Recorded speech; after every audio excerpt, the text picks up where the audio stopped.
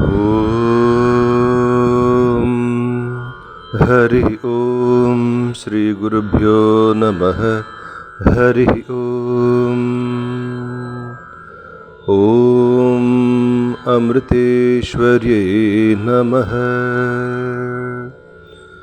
Om Dhyayamo Dhavalabagundhanavatim Tejomayim Naishtikim Snigdhapangavilokinim Bhagavatim Mandasmitasrimukhim Vatsalyamritavarshinim Sumadhuram Sankirtanalapinim Shamangim Madhusiktasuktim Amritanandatmikamishwarim Om Amriteshwarye Namah Om Namah Shivaya. Maha Shivaratri. Maha Shivaratri is the night that gives us supreme auspiciousness. Shivaratri is a celebration that combines spiritual austerities, renunciation, fasting, devotion and knowledge.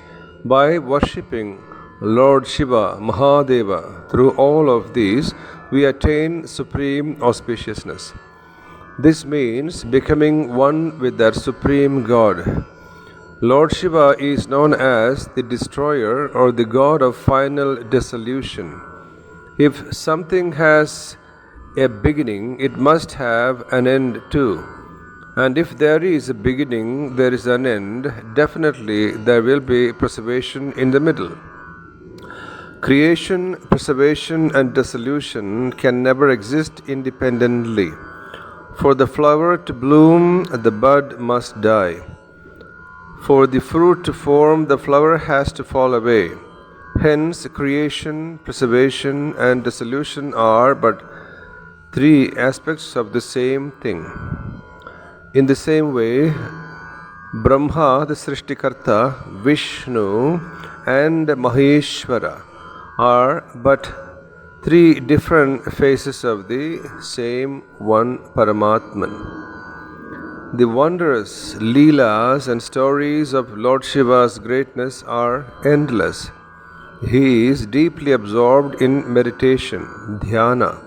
At the same time, he is also Nataraja, the cosmic dancer. He is the wandering monk in solitude who begs for bhiksha, alms.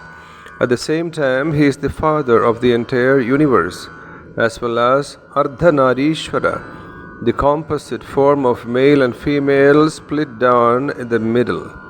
He is Bhairava, who ferociously punishes the unrighteous. And as Dakshinamurti, he was the first guru to the rishis and to the world. All as Nilakantha, the blue-throated one, he became the savior of the world. He possesses the third eye, the eye of supreme knowledge. He has conquered Kala and Kama, time and desire. In this way, the names of Shiva are endless and infinite. Each divine form and divine mood has assumes is laden with meaning, teaching us many spiritual truths. Every day in our temples of Lord Shiva, we will invoke him. Om Shivaya Namaha, Om Maheshwaraya Namaha, Om Shambhave Namaha, Om Pinakine Namaha, Om Shashishekharaya Namaha, Om Vamadevaya Namaha, Om Virupakshaya Namaha, Om Kapardine Namaha, Om Neeralohitaya Namaha, Om Shankaraya Namaha, Om Shulapanaye Namaha. Like that, Mahadeva has 108 names that we chant every day in the temple in the morning and evening during the Arati and Archana. So it is possible to have many kinds of good and fortune in life. For example, one may be born into a noble family, having loving parents, have physical beauty and good health, be highly educated, have wealth, fame and status, etc. However, all such good fortunes are impermanent. they all fall under the category of here today, gone tomorrow, such a thing. They are all depend on the material world and its objects. They can all disappear any time. Hence, the most auspicious thing is that which bestows permanent happiness and contentment that can never be lost. And that's the bliss of the Atman, the self, of oneness with God. Shivaratri leads us to that absolute Ananda, bliss, Paramananda. The main observance during Maha Shivaratri is to worship Lord Shiva, foregoing food and sleep. Shivaratri is the night where, having conquered the sense urges of hunger and thirst, we safeguard ourselves from slipping into the sleep of ignorance and stay awake in the wakefulness of true knowledge. While the world seeks rest and pleasure in the night, the devotee's attitude is different. Night is the perfect time for God remembrance. Sensory enjoyments give only brief and limited happiness. This is not to say that we should never partake of them, but when we enjoy them, let us also have a gratitude for the grace of God that made them possible. The limited enjoyment given by the world satisfies most people, but there is higher happiness and peace that come when the senses and the mind are under our control. Fasting and other spiritual austerities are like keys to unlock the door to that. Fasting is one of the primary observances of the Maha Shivaratri, Upavasa. It is traditional to observe a complete Upavasa for an entire day and night, but it's also fine to fast according to one's ability, capacity. The word Upavasa, fasting, actually means to stay near to God. Upa, near, Vasa, to stay, to live, to remain established within the self. Foregoing food makes this easier. In fact, everything we grasp with the five senses can be considered a form of food. Foregoing edibles represents giving up all sense objects. When we do not eat for a day, our digestive system also gets a break. During this time, our body uses the energy conserved by not having to engage in digestive activities to cleanse itself of toxins and disease. Our prana, the life force, regains its flow in the proper direction, and the mind more readily attains a meditative state.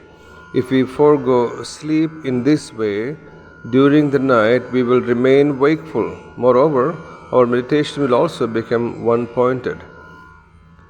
Many physical ailments can be cured with fasting. However, fasting should not be done excessively also. Balance and moderation are suggested. The Bhagavad Gita cautions us that yoga can be practiced by neither those who sleep too much nor by those who sleep too little. Our blood pressure increases if we sleep too much and also if we sleep too little. Yoga is impossible for both the one who starves himself as well as the glutton. Many people experience the problem of the mind sliding into sleep when they try to make it one-pointed. If we have too much tamas, dullness, this will definitely happen. Many people successfully use recordings of satsangs or chanting mantras to help them fall asleep. Shivaratri or Maha Shivaratri is a day and night for God remembrance, Ishvara Smriti. It is difficult for the mind to continuously focus on one thing with full awareness. One needs to have an intense love for the objects of focus. This is also what happens during meditation. Some habitual thoughts enter the mind. Eventually, meditation and sleep or meditation and distracting thoughts become bosom buddies. Since the mind wanders after that to which it is attached and to that which is angry, when we close our eyes to meditate, the mind goes to all those places. What is the solution? We have to develop alertness over and over again until we gradually transcend it. Most people observe Shivaratri fasting and night-long vigil without understanding their real meaning or intent. Staying awake by watching movies or playing games on your cell phone will not make it a Shivaratri observance. We should understand the principles behind the Maha Shivaratri observances. The Ashtamurti, the 8 manifestations of Lord Shiva Mahadeva, are well known. They are space, Akasha, wind, Vayu, fire, Agni, water, Jalam, earth, Bhumi, the mind, Manas, intellect, Buddhi, and the individual soul, the Jivatma. The principle behind the iconography is that the entire universe is pervaded by Shiva. Isha Vasamidam Sarvam Yatkinch Jagatyam Jagad. Hence, it is our dharma to see God in every aspect of creation and to love, serve, respect, and revere them. It is to this perspective that we should raise ourselves through the worship of Lord Shiva Mahadeva. Maha Shivaratri exhorts us to wake up from the delusional sleep of ignorance and find the peace and beauty within ourselves. May each one of us awaken into that state of tranquility, peace, and awakefulness. May the grace of Mahadeva bless my dear children. Om Amriteshwari Namaha. Om Namah Shivaya. Om Namah Shivaya. Om Namah Shivaya.